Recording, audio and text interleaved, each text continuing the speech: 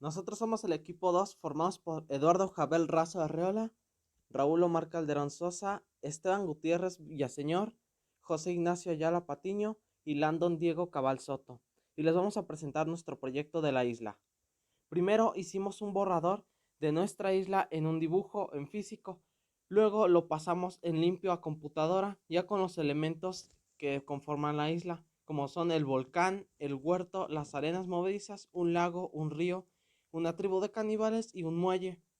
Y por último pasamos este dibujo al plano cartesiano donde identificamos sus coordenadas.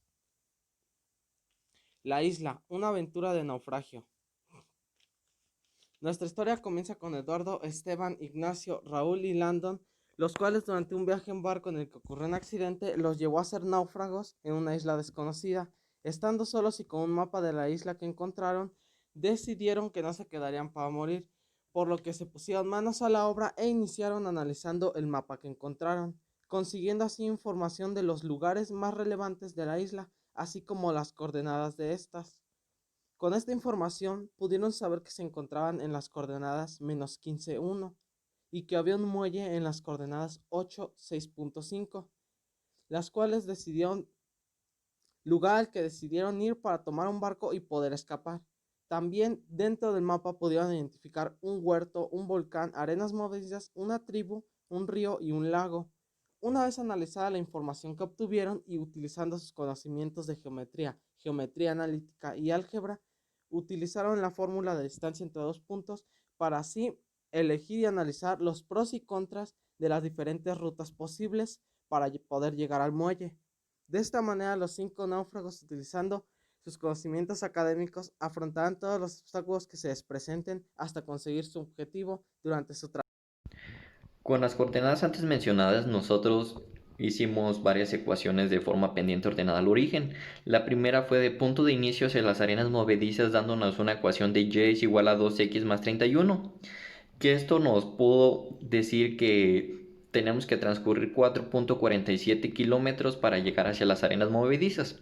De las arenas movedizas hacia el huerto nos generó una ecuación de y es igual a x más 18, dándonos una distancia por recorrer de 7.78 kilómetros.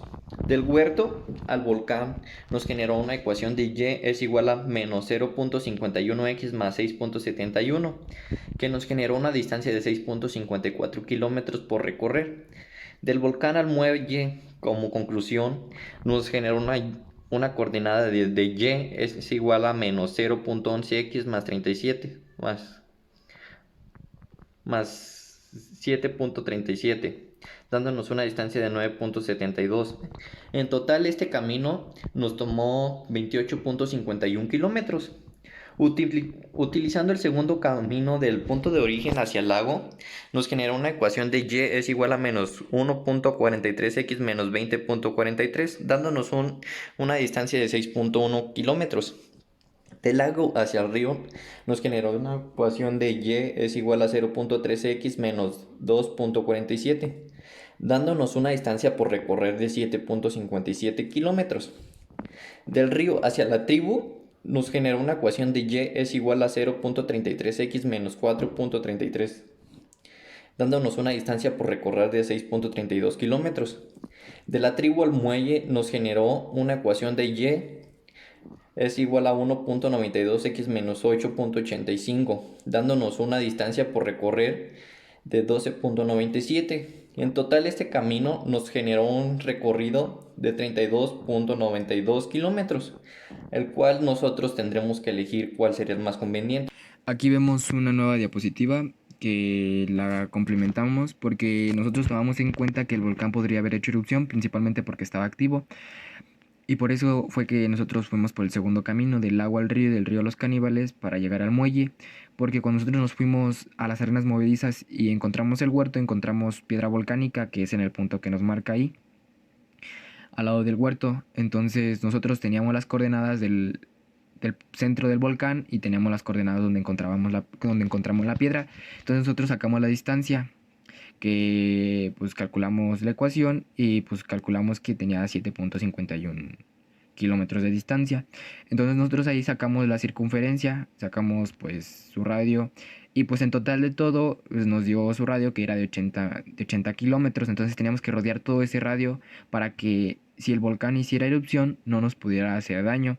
Entonces por eso fue que tomamos el segundo camino, que fue del lago al río.